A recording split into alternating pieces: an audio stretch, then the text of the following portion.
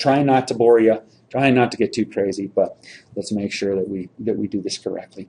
Again, u dot v is equal to v dot u for obvious reasons. We proved that earlier.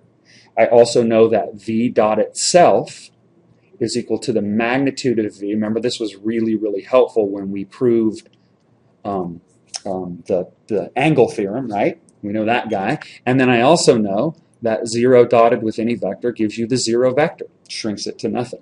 Now, let's discuss this guy. Remember back when we were dealing with vectors in 2-space? This property combined with these other properties that we used, let's go ahead and flip back and forth, gave us this guy. I know that the cosine of theta is equal to u dot v divided by the magnitude of u times the magnitude of v. Remember this? And this was the angle between. So nothing has changed. I could prove it if I had to. I'm not gonna because we already proved it in 2-space. And it's real easy to prove it in 3-space. Okay, now I'm gonna scroll back here. Like I said, there's not a whole lot to this thing. I need to do this is kind of tricky to wrap your brain around. Let's do something really obnoxious here. No, I've already got green. Let's go purple. That's obnoxious. There is something called direction angles. Let's talk here for just a second about something called direction angles. It doesn't take long, and it's pretty easy to wrap your brain around, and it's even easier to figure out what they are. Angles. The hardest part is being able to visualize in 3-space. All right? A direction angle is the angle between the vector and the individual axes. So the angle between, can you see how this is 583? It's actually coming out at an angle out of the screen. It's not laying flat in the screen. Think of it almost like a pencil coming out of the board at an angle. The angle that it makes between the x-axis and the vector itself is the direction angle alpha. Okay? The angle that it makes between itself, the vector, and the y-axis is called beta. Whoops. That's called beta. And then last but not least, the angle that the vector makes between itself and the z-axis is called gamma. And that guy looks like this. It's like a Y with this little hooky deal on it. Okay? Those are called direction angles. Those are think of them as the directions that you're moving away from the 3 axes. And they sort of all happen simultaneously. Now, I'm going to do something here. I want to show you something. Let me poke in. I need another color. All right? Do you agree that the x-axis could be represented as its own vector? And I'm simple country folk, so let's just call it not something fancy. Let's just call it I. 1i, not the square root of -1, just 1i. Remember how we use i's, j's, and k's to denote x, y, and z. All right, I'm going to call that 1i. Similarly, I'm going to let the y-axis be denoted by a j. And last but not least, you can probably see the pattern here. I'm going to let the z-axis be designated as its own vector, which I'm going to call k. Now, if I want to find the direction angles, isn't it really, really simple to do so? All that I have to do is find the angle between this vector and this vector if I want to find alpha, this vector, and this vector j if I want to find beta, and then this vector, which I've called v over here, and this vector if I want to find gamma. All right? So, real simple. Watch.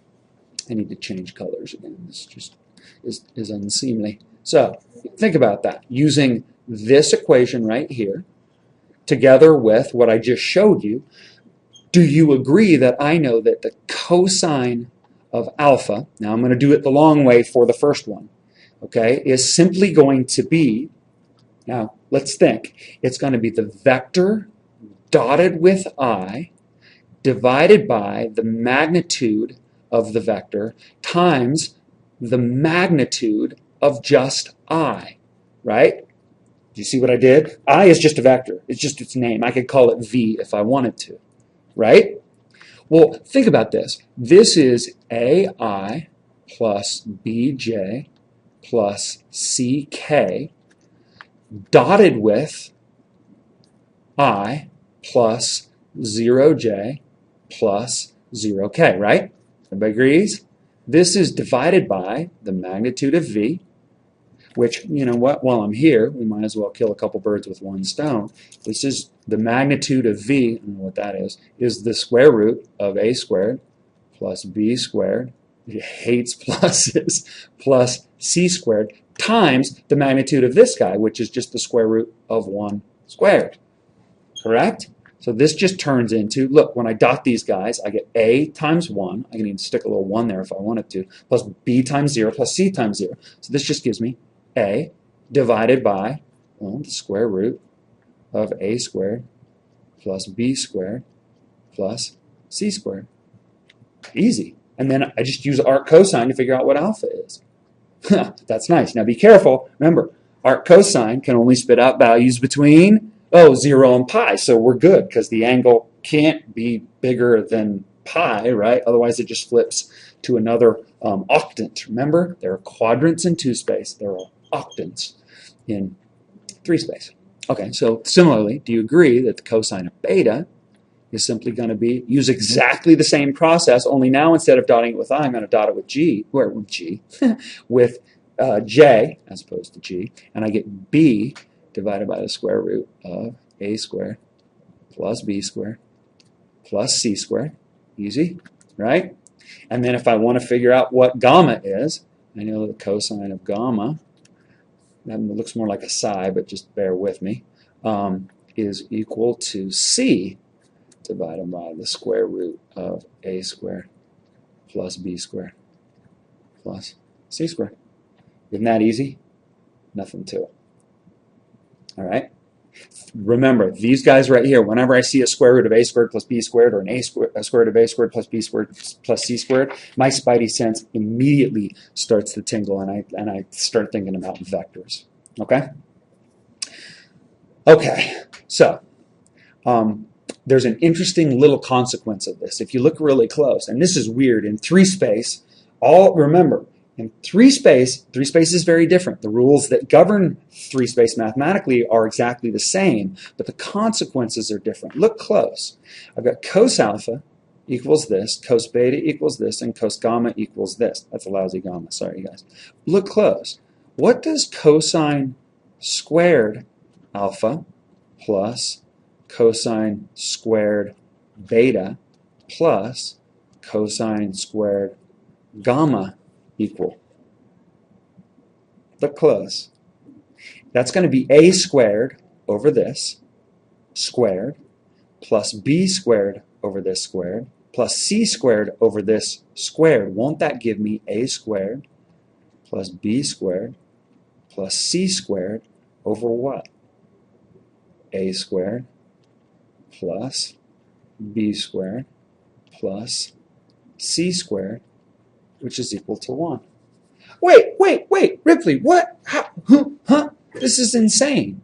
Well, think about why that is. That's very different from cosine squared theta plus sine squared theta equals 1. I mean, they're both equal to the same thing, but look at, these are direction angles. Think about why this is true, right? I just want to take a minute. In a right triangle, excuse me, if I call this theta, and I call this guy right here, for lack of a better word, let's just call this alpha, right? Now, think about that for just a sec. I know that this is always true, isn't it? Correct?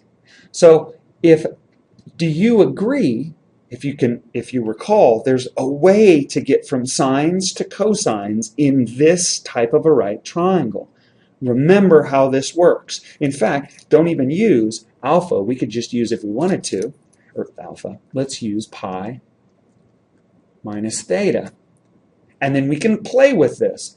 I know that the sine of pi minus theta is equal to this side over this side, which is equal to the cosine of theta.